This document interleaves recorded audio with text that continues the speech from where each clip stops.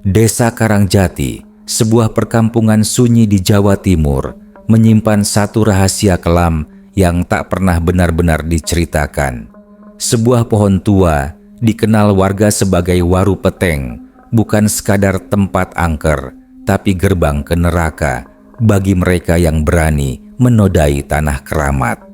Kisah ini diangkat dari kejadian nyata tentang sepasang muda-mudi yang mati gancet saat berzina di bawah pohon itu, dan bagaimana arwah mereka menuntut korban demi korban. Malam itu, waktu berhenti, dan Desa Karangjati menjadi ladang teror yang tidak akan pernah sama lagi.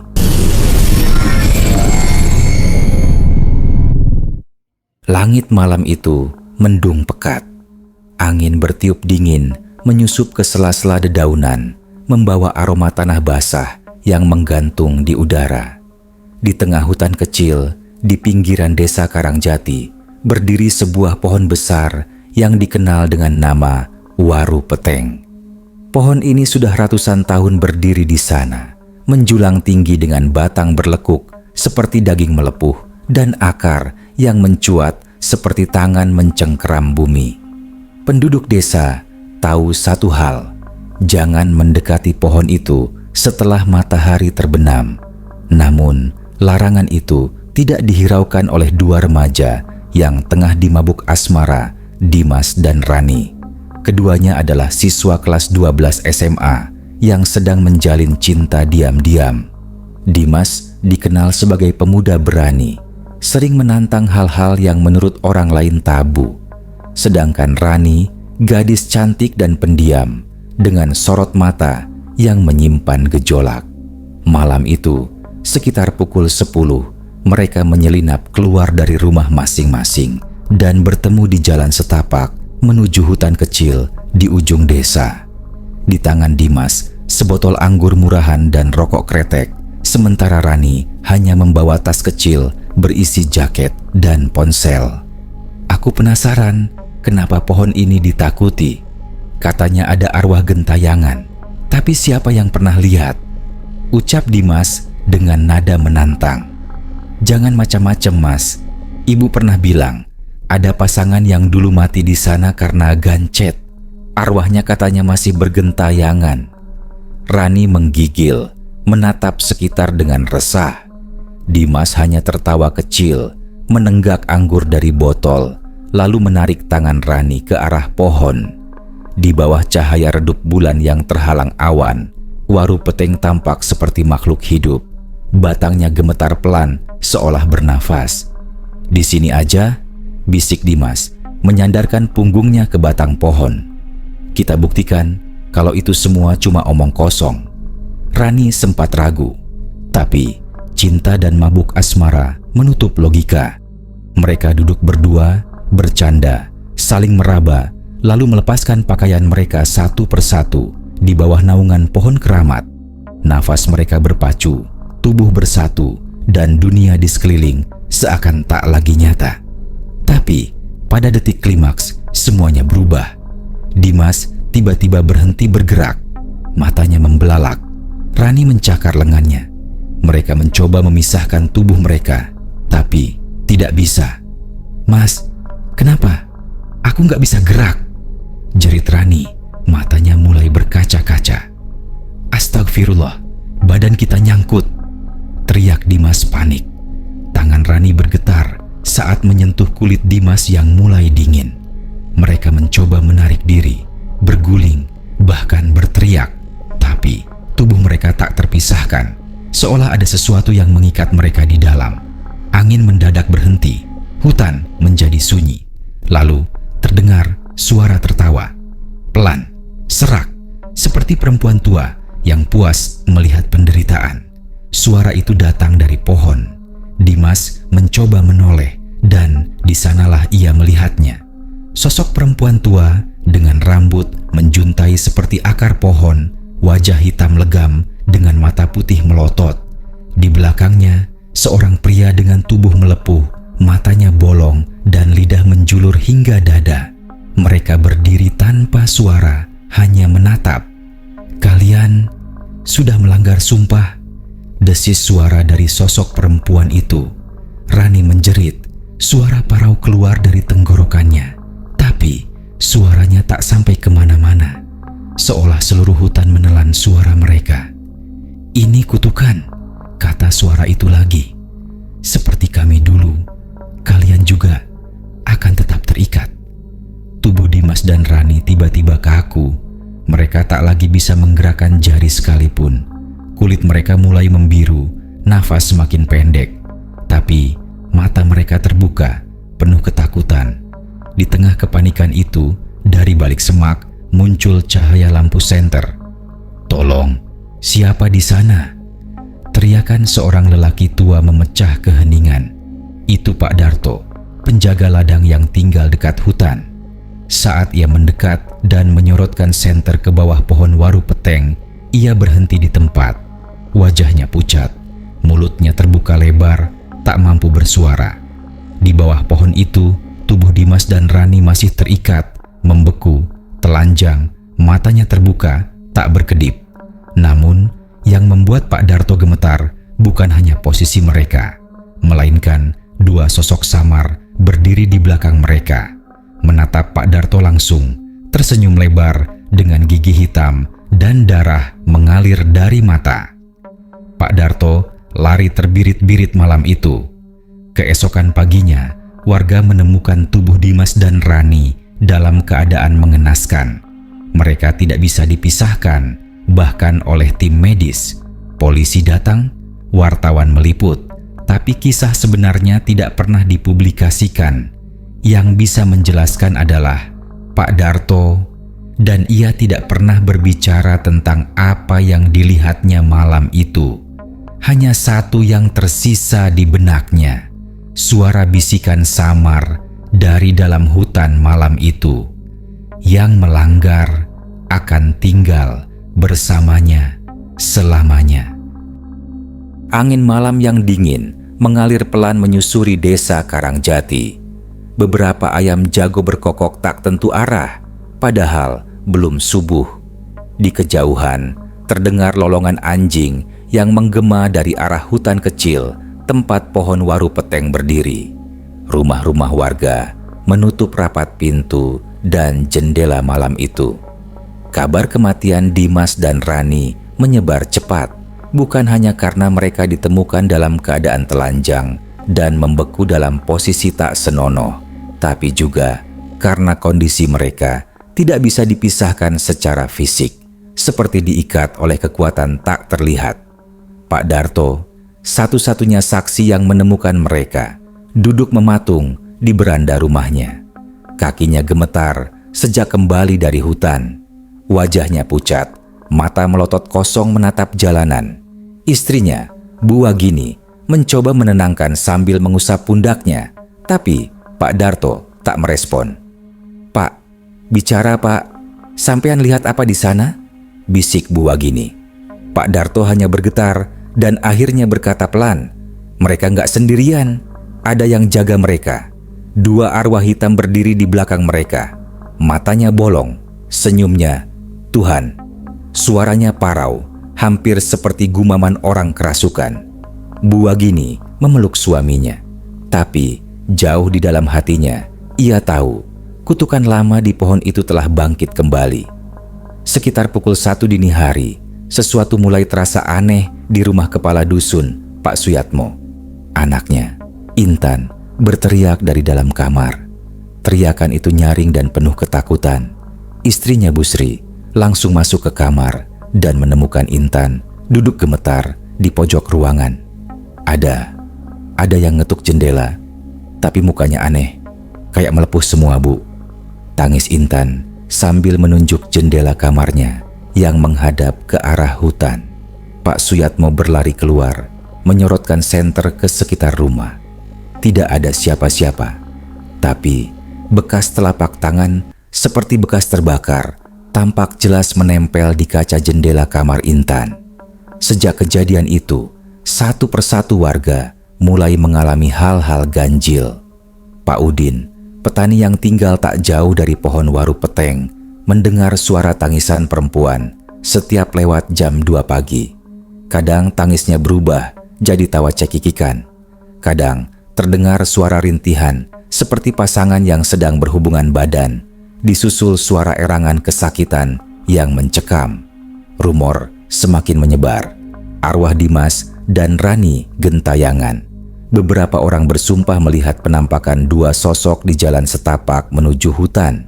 Lelaki tinggi dengan wajah membiru dan mata melotot, dan perempuan berambut panjang dengan tubuh telanjang setengah, berdarah di bagian pinggang.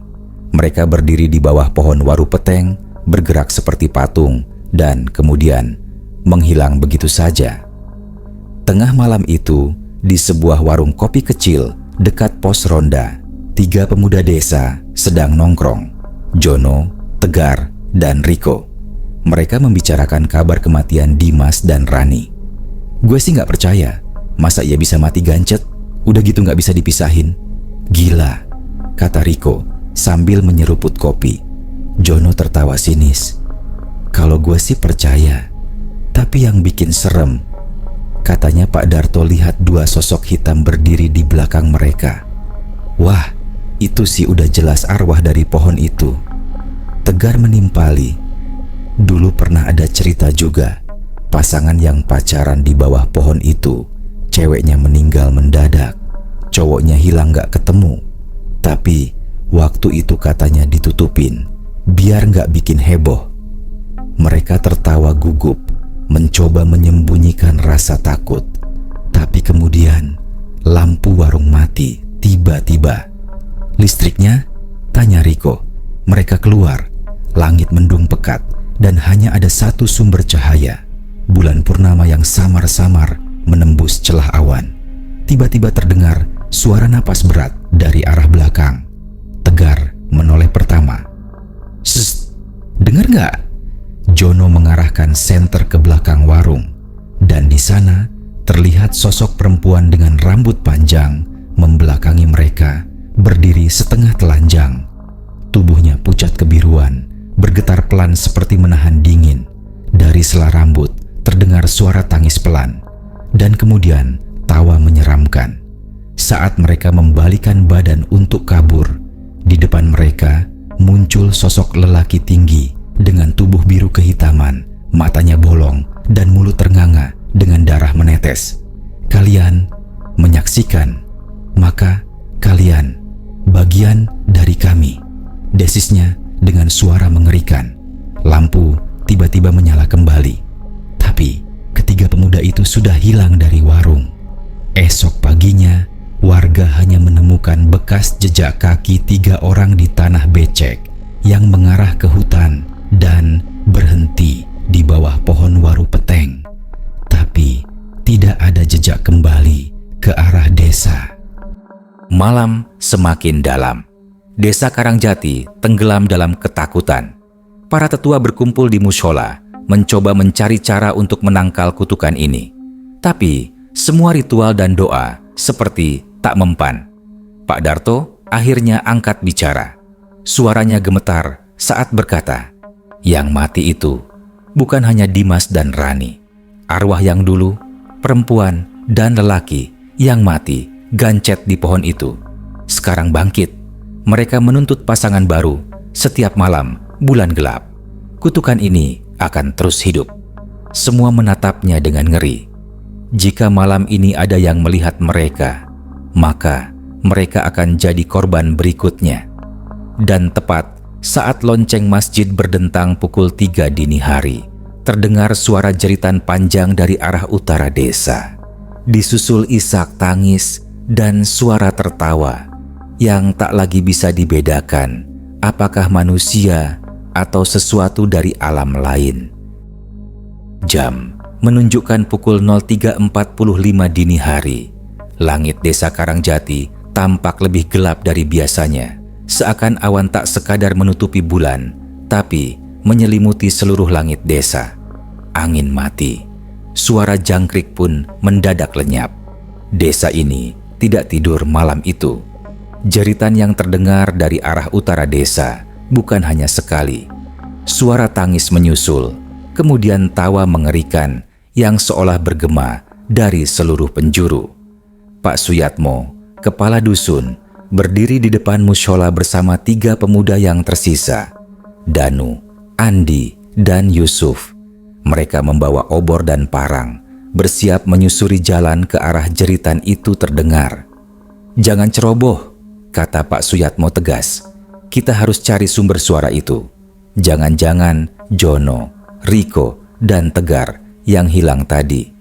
Dari arah lain, datang Pak Darto dengan langkah goyah. Wajahnya lebih pucat dari sebelumnya dan matanya merah, seperti orang tak tidur berhari-hari. "Aku lihat mereka," bisik Pak Darto tiba-tiba. Semua menoleh. "Siapa, Pak?" tanya Andi. "Jono, Tegar, Riko. Mereka datang ke rumahku, berdiri di luar jendela. Tapi bukan seperti mereka biasanya. Wajahnya gosong, matanya bolong, dan mereka bilang..." Pak Darto menggigit bibirnya, tubuhnya bergetar hebat. "Mereka bilang, kami dipanggil, kami tak bisa pulang, sekarang giliran yang lain." Suasana membeku. Bu Sri, istri Pak Suyatmo, menjerit dari dalam mushola. Saat mereka masuk, Intan, putri mereka, tergeletak di lantai. Bibirnya pecah, tubuhnya memar, dan dari hidungnya menetes darah. "Dia tadi duduk, terus mendadak kejang," tangis Bu Sri.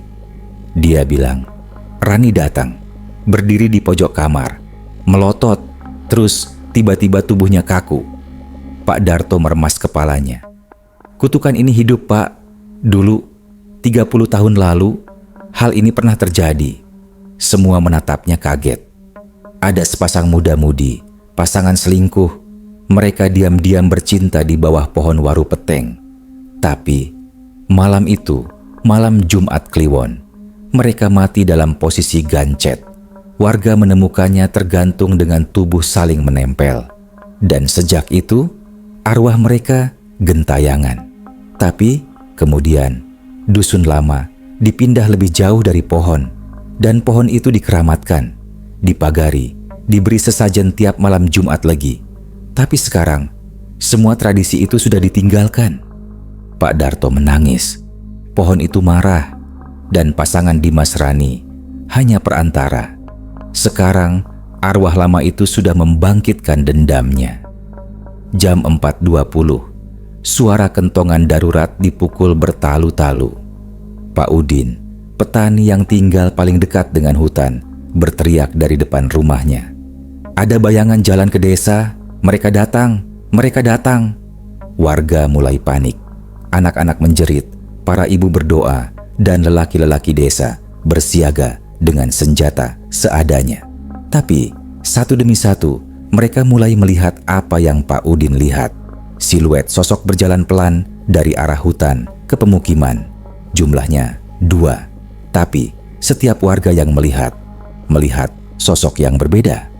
Pak Suyatmo melihat Dimas dan Rani, tubuh telanjang dan membiru, berjalan pelan dengan kepala menunduk, tangan mereka terikat akar yang hidup. Pak Darto melihat pasangan dari 30 tahun lalu, si lelaki dengan tubuh menggembung, perempuan dengan perut sobek dan janin menggelantung. Bu Sri melihat anaknya, Intan, berdiri dengan kepala terbalik dan mata menetes darah, memanggil, "Ibu, ikut aku, Bu." Mereka melihat apa yang paling mereka takutkan. Suara tangisan berubah menjadi suara orang bercinta, pelan, lalu semakin keras dan menjijikkan, seperti rintihan orang sekarat dicampur desahan kesenangan. Suara itu datang dari seluruh penjuru desa, dari genteng, dari sumur, dari celah di bawah lantai rumah. Pak Suyatmo teriak, "Kita harus bakar pohon itu. Kita hentikan semuanya malam ini juga." Tanpa pikir panjang, 10 orang laki-laki desa bergegas membawa jerigen solar dan obor menuju hutan. Jalan setapak menuju pohon waru peteng kini seperti lorong neraka. Angin menjadi panas, suara-suara bergema seperti bisikan ribuan orang yang menangis, tertawa, dan mengutuk. Saat mereka tiba di bawah pohon itu, mereka menemukan pakaian Jono, Tegar, dan Riko tergantung di dahan, berdarah dan robek-robek. Tidak ada tubuhnya.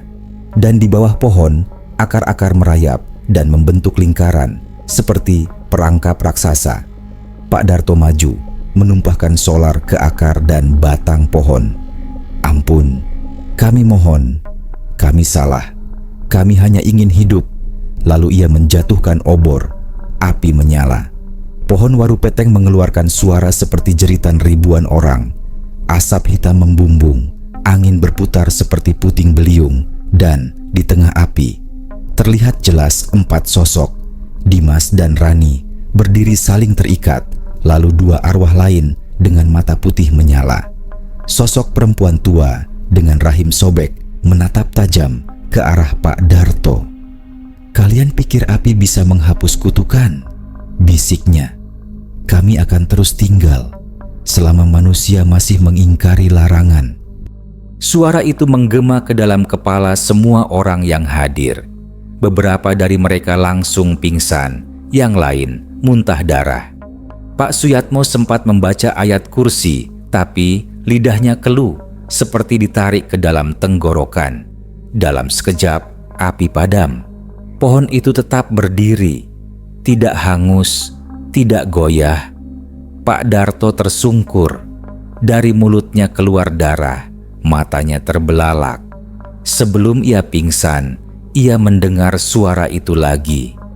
1 malam cukup untuk membunuh 1 desa. "Jamku rusak?" tanya Yusuf pelan sambil menatap layar ponsel.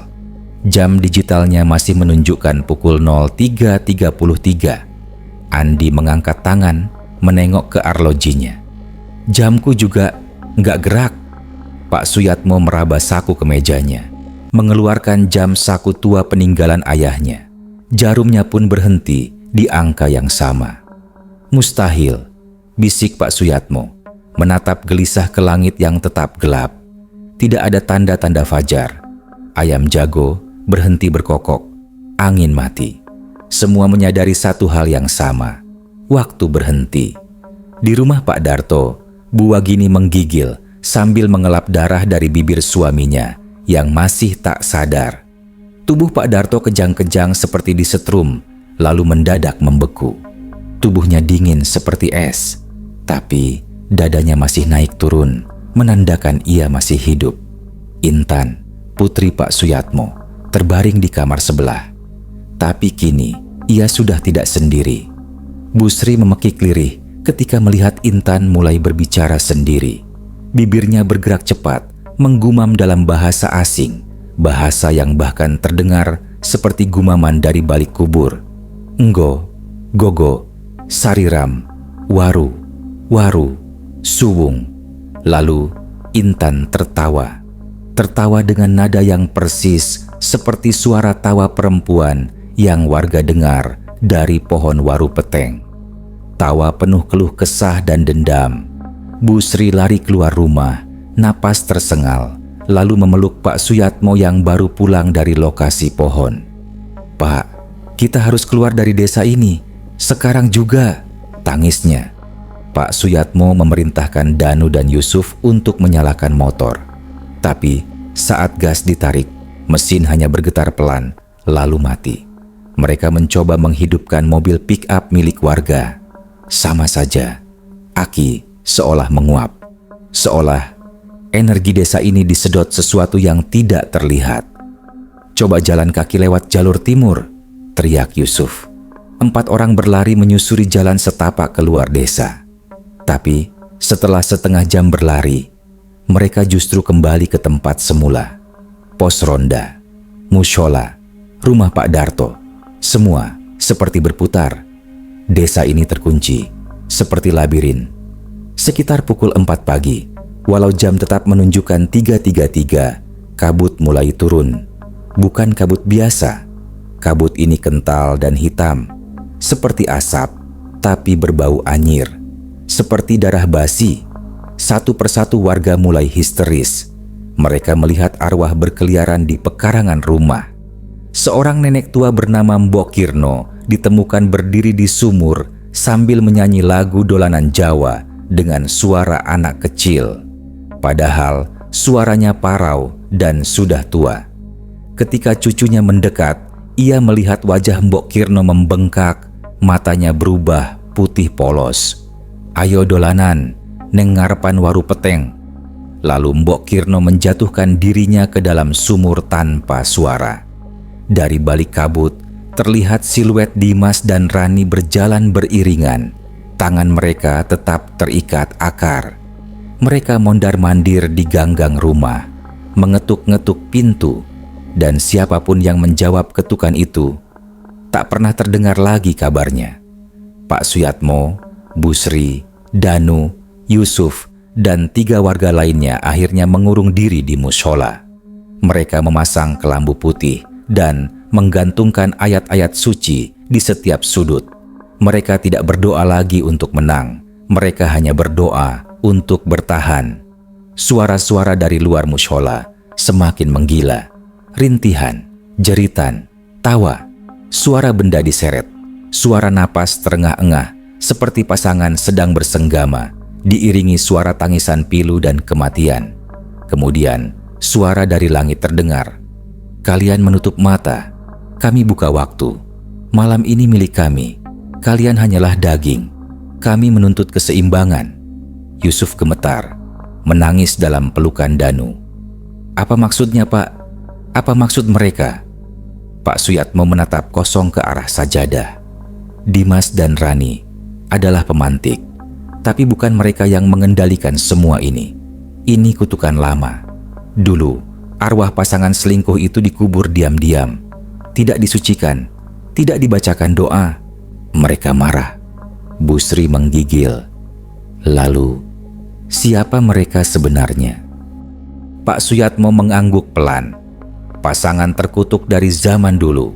Si lelaki adalah bekas dukun yang dibunuh karena selingkuh dengan istri kepala desa.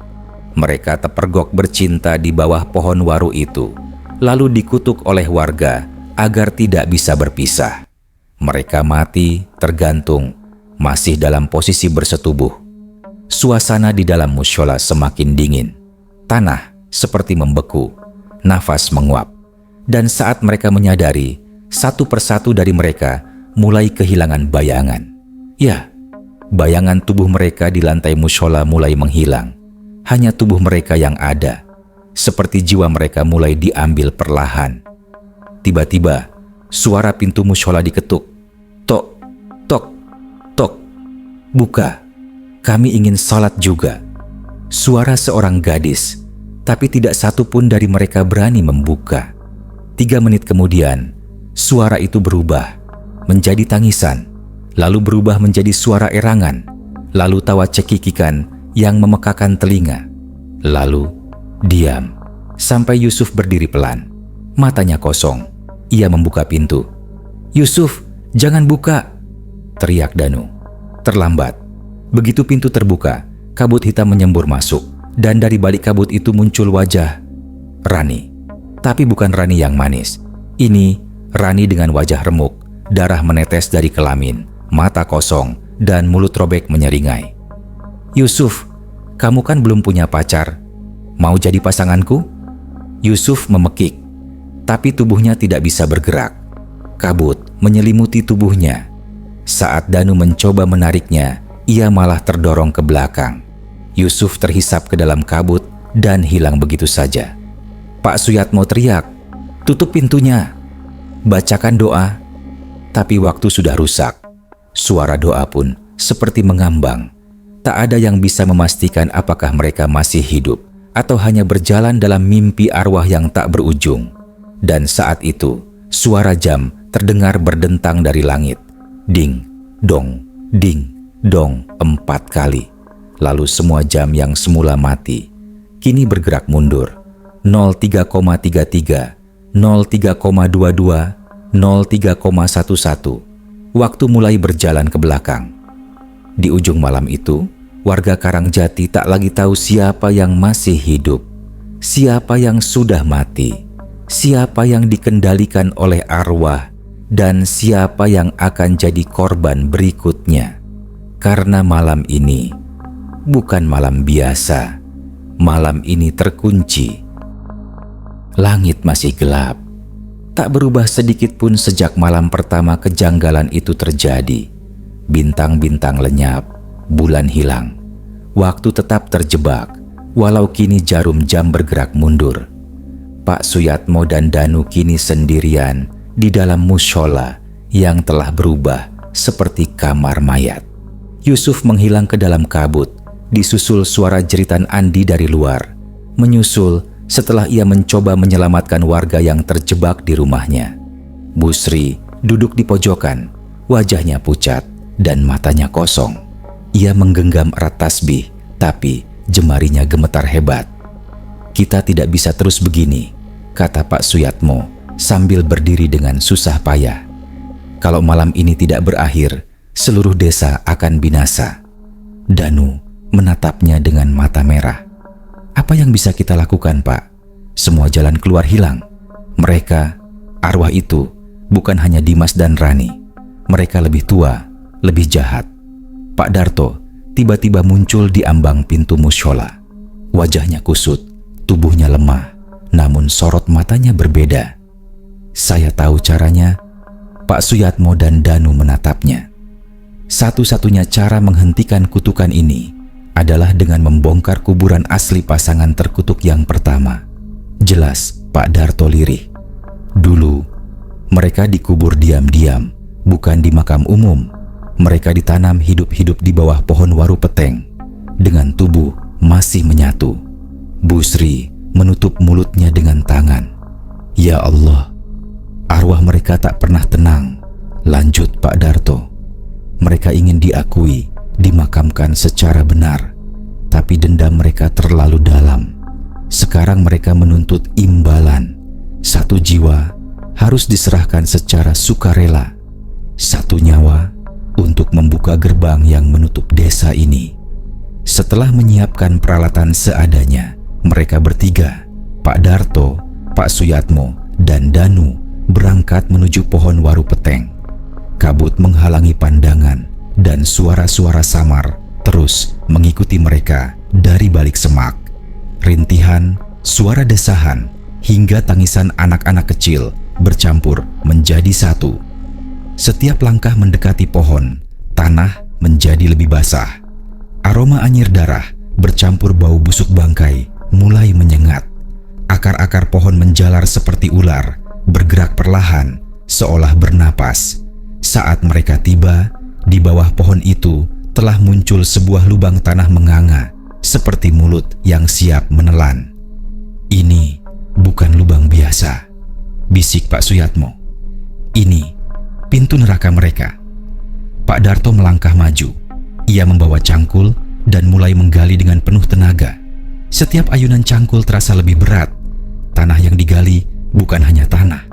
Itu seperti daging, lembek, basah, dan berdarah. Setelah sekitar setengah meter, cangkul Pak Darto menghantam sesuatu yang keras. Peti. Bukan peti kayu, tapi batu besar berbentuk seperti dua tubuh yang saling berpelukan. Di bagian atasnya terukir samar, disatukan dalam nafsu, dikutuk dalam kematian, dibakar dalam dendam. Saat Pak Darto menyentuh batu itu, bumi bergetar, langit berdesir, dan di sekeliling mereka, suara jeritan membahana dari dalam tanah. Dari akar-akar pohon muncul bayangan Dimas dan Rani. Tubuh mereka membiru, mata kosong, namun kali ini mereka tidak menyerang. "Buka," bisik Rani. "Lepaskan," tambah Dimas. Pak Darto mengambil palu dan memukul batu nisan itu hingga retak. Ketika retakan membesar, asap hitam pekat menyembur keluar, membawa serta dua arwah, lelaki dan perempuan dalam keadaan telanjang, wajah membusuk, tubuh tergantung akar-akar berduri yang masih menancap di kemaluan mereka. Mereka menjerit, tapi bukan minta tolong. Mereka tertawa lalu menatap Pak Darto. "Sudah saatnya," ucap si lelaki. "Satu jiwa, satu nyawa untuk menutup pintu kami." Pak Suyatmo mundur. Danu gemetar, tapi Pak Darto tetap berdiri tegak. Ia menatap keduanya. Arwah itu, arwah yang telah menghancurkan desanya. "Aku yang bersalah. Aku yang membiarkan Dimas dan Rani tidur di sana malam itu. Aku yang tahu tentang kisah lama ini tapi diam. Maka ambillah aku. Seketika tubuh Pak Darto terangkat. Akar-akar pohon waru peteng melilit tubuhnya, menancap di perut dan dada. Tapi ia tidak menjerit. Ia hanya menatap ke arah Danu dan Pak Suyatmo dengan senyum lelah. Maafkan aku. Dalam hitungan detik, tubuh Pak Darto ditarik ke dalam tanah, tepat ke dalam batu retak itu. Batu tersebut menutup dengan sendirinya, lalu meledak menjadi debu. Langit mendadak berubah, kabut lenyap, angin kembali bertiup, dan untuk pertama kalinya sejak malam itu, suara ayam jantan terdengar. Jam di tangan Pak Suyatmo bergerak dan kini menunjukkan pukul 04.55. Mereka pulang ke desa. Semua orang masih hidup, tapi tidak utuh. Yusuf tidak ditemukan. Andi hanya tersisa bajunya. Bukirno tak muncul lagi. Namun mereka yang bertahan, Busri, Intan yang kini sadar, dan beberapa warga lainnya, berkumpul di mushola sambil menangis bahagia dan pilu. Pohon waru peteng tetap berdiri, tapi kini akar-akarnya tak lagi merambat, dan di sekelilingnya warga sepakat membangun pagar dan menaruh sesajen tiap malam Jumat Legi. Bukan untuk menyembah, tapi sebagai pengingat. Mentari akhirnya muncul dari balik perbukitan. Suara burung bersahutan, langit memerah seperti biasa, dan hawa dingin yang selama berhari-hari menggantung mulai memudar. Warga desa Karangjati keluar dari rumah masing-masing seperti orang baru saja dibebaskan dari penjara bawah tanah. Wajah-wajah penuh rasa syukur dan trauma. Pak Suyatmo berdiri di depan mushola, menatap langit dengan mata berkaca. Di sebelahnya, Busri menggenggam tangan Intan yang sudah mulai bisa bicara meski suaranya masih parau. "Sudah pagi ya, Pak," bisik Busri. Pak Suyatmo mengangguk. Tapi tak akan pernah sama lagi. Di tengah lapangan desa, beberapa warga mulai membersihkan puing-puing. Mereka menemukan sisa-sisa pakaian Andi yang sobek penuh darah. Yusuf tak pernah kembali. Tidak ada tanda apapun yang menunjukkan ia masih hidup. Pak Darto yang mengorbankan diri malam itu kini dianggap sebagai pahlawan. Tapi tubuhnya pun tak pernah ditemukan. Hanya gumpalan tanah di bawah pohon waru peteng yang menghitam seperti bekas terbakar. Pohon itu kini dikelilingi pagar dari bambu, dan tiap malam Jumat Legi, warga meletakkan bunga, air kembang, dan nasi tumpeng. Tidak untuk memuja, tapi sebagai tanda hormat dan peringatan bahwa pohon itu pernah menjadi gerbang neraka. Seminggu kemudian, Danu yang kini tinggal bersama Pak Suyatmo dan Busri sering terlihat termenung di beranda. Ia sering melihat ke arah hutan, seolah ada sesuatu yang memanggilnya. Pada malam Jumat, ketika desa mulai tenang dan warga sibuk menyiapkan sesajen, Danu bermimpi. Dalam mimpinya, ia berada di bawah pohon waru peteng. Akar-akar pohon itu kembali hidup. Dari tanah muncul tangan kurus, tangan perempuan. Wajahnya Rani, tapi bukan Rani yang menyeramkan. Wajahnya bersih, matanya berkaca-kaca. "Danu, bantu aku." Danu tersentak bangun, keringat membasahi tubuhnya. Tapi ketika menatap dinding kamarnya, ia melihat bayangan seorang gadis berdiri membelakanginya. Ia menoleh cepat, tidak ada siapa-siapa. Esoknya, Danu kembali ke pohon waru peteng. Ia ingin memastikan semuanya benar-benar sudah selesai. Tapi ketika ia mendekat, ia melihat bekas lubang yang dulu digali Pak Darto kini terbuka kembali. Tidak dalam, hanya beberapa senti, tapi cukup untuk menunjukkan bahwa tanah itu terus bergolak. Ia mendekat. Di pinggir lubang itu ada liontin. Liontin berbentuk hati yang ia tahu betul adalah milik Yusuf. Liontin yang selalu ia pakai sejak SMA, hadiah dari mendiang ibunya. Danu memungutnya. Tapi Ketika jemarinya menyentuh logam dingin itu, ia mendengar suara napas dari bawah tanah. "Danu, aku di sini." Nafasnya tercekat. Ia mundur beberapa langkah, tapi tak sempat lari. Akar-akar pohon kembali bergerak, dan dari tanah muncul tangan putih pucat, tangan Yusuf. Yusuf berdiri perlahan, tubuhnya penuh tanah, wajahnya kotor, tapi matanya hidup. Ia masih hidup. "Danu," suaranya lemah. "Aku belum mati. Aku hanya ditahan." Danu berusaha mendekat, namun Yusuf menggeleng cepat. Jangan lebih dekat. Mereka belum pergi. Mereka hanya tertidur sementara." Yusuf menunjuk ke dalam tanah. "Aku tahu rahasianya.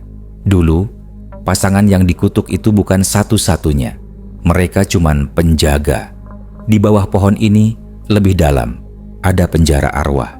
Kutukan ini lebih tua dari yang kita kira." Danu gemetar. "Apa maksudmu?" Yusuf tersenyum getir. "Yang kita lawan baru permukaan. Rani dan Dimas adalah pengait. Tapi yang sesungguhnya belum terbangun." Mendadak, tanah di bawah kaki Yusuf terbelah. Akar-akar mencuat liar, menarik tubuhnya ke bawah. Ia sempat berteriak, "Bilang ke Pak Suyatmo, ini belum selesai. Jangan biarkan malam Jumat tanpa penjagaan." Lalu Yusuf lenyap kembali ke perut bumi. Danu terpaku. Tangannya masih menggenggam liontin itu. Tapi tubuhnya kaku. Wajahnya tak bisa menyembunyikan rasa ngeri. Malam itu, Danu tidak berkata apapun. Ia hanya duduk memeluk lututnya di beranda rumah Pak Suyatmo, menatap ke arah hutan yang pekat. Pak Suyatmo mendekat dan duduk di sebelahnya. "Kamu melihat sesuatu lagi?" Danu tidak menjawab, tapi dari matanya, Pak Suyatmo tahu teror belum selesai. Di tengah malam, ketika desa Karangjati kembali hening, suara langkah kaki terdengar dari arah pohon waru peteng. Perlahan tapi mantap. Seekor burung gagak terbang menukik dan mati menabrak dinding mushola.